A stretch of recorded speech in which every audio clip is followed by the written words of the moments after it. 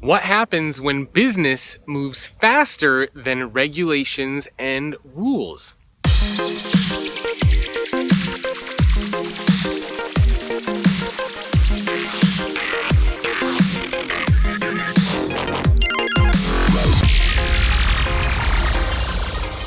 Hello everyone, welcome to another episode of The Future in 5. My name is Jacob Morgan. This is where I share thoughts, ideas, and commentary on the future of work in 5 minutes or less.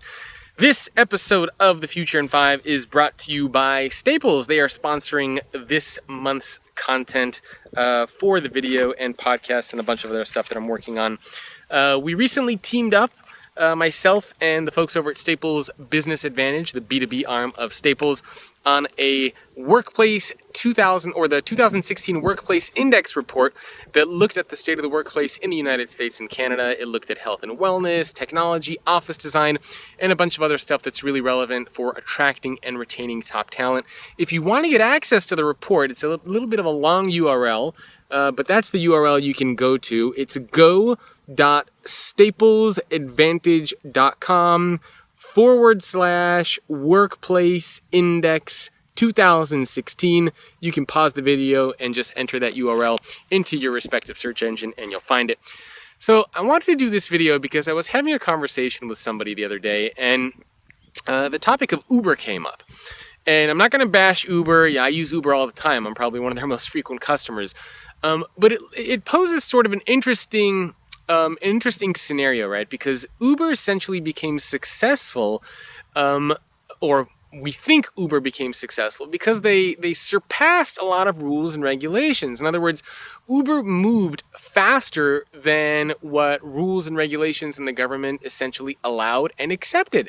So what happened in that situation is Uber pretty much said, we'll settle lawsuits if we need to, but we are going to create a business model that may or may not violate rules and regulations, but we're going to go for it anyway.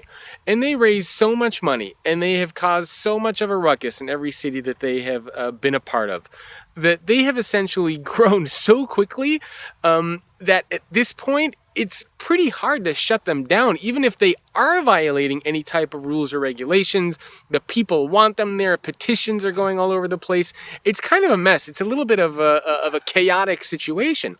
And so it poses an interesting question of what happens to a business when it moves faster than what regulatory rules and environments and scenarios are able to keep up with. We'll probably see this with virtual and augmented reality and self-driving cars. We're now starting to see committees being put together to try to deal with artificial intelligence. But what happens when the world itself is moving faster than government, than rules and regulations are able to actually keep up and adapt and create policies and guidelines and safety nets? I think it poses a very interesting scenario and situation, and it really should be served as a wake-up call for people that are setting rules and regulations in government, that they need to be at the very forefront of what's happening. They need to be even ahead of companies like Uber. I mean, they need to be way out there in the front, testing these things, coming up with ideas for policies, rules, regulations. Otherwise, we're just going to see a lot of companies like Uber that may or may not care about rules and regulations, just go out there and do whatever they want. Right? I mean, AirBnB, Uber, we see this with several other organizations. Now, again, I'm not saying that they are violating the law, right? There's a lot of speculation around that. So who knows? Like I said, I use Uber, I use Airbnb all the time. But it's an interesting question where a company like that has so much in terms of resources. It has penetrated so many markets so quickly that by the time any type of a legal entity is able to say, hey, wait a minute, is that even legal what they're doing? Is that even allowed? It doesn't even matter because they are so entrenched in whatever market they are, in whatever city they are. They have so much money that they can settle disputes that really they kind of shape the world that they are creating. And so I think it's something that we need to be aware of, something that we need to be wary of.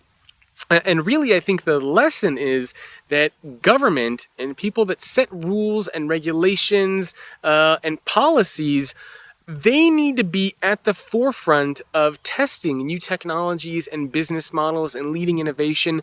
And they need to be out there before companies like Uber even come out to already have some ideas in place. I'd be curious to hear what you think about this. Leave me a comment below. You can email me, jacob@thefutureorganization.com. If you're interested in sponsoring a series of videos, again, that's the best place to get in touch with me. For more episodes of these videos, podcasts, newsletters, etc., visit thefutureorganization.com. And let me give you the URL one more time for the Staples Advantage Workplace Report. Here we go. That's the URL there if you want to get access to that. go.staplesadvantage.com/workplace index 2016. Also, if you're working for a global brand, make sure to visit FOWcommunity.com. That's the Future of Work community if you want to connect with other executives around the world. That's it for me. Again, really curious to hear your thoughts on this one. What happens when business moves faster? What happens when business moves faster than the rules exist in which they operate? I'll see you next time. Hey, are you interested in the future of work? If so, make sure to subscribe to the YouTube channel so you can get all the latest content on the future of work and stay up to date on all the latest trends and happenings. Not to mention, you will make me very, very happy. Make sure to subscribe.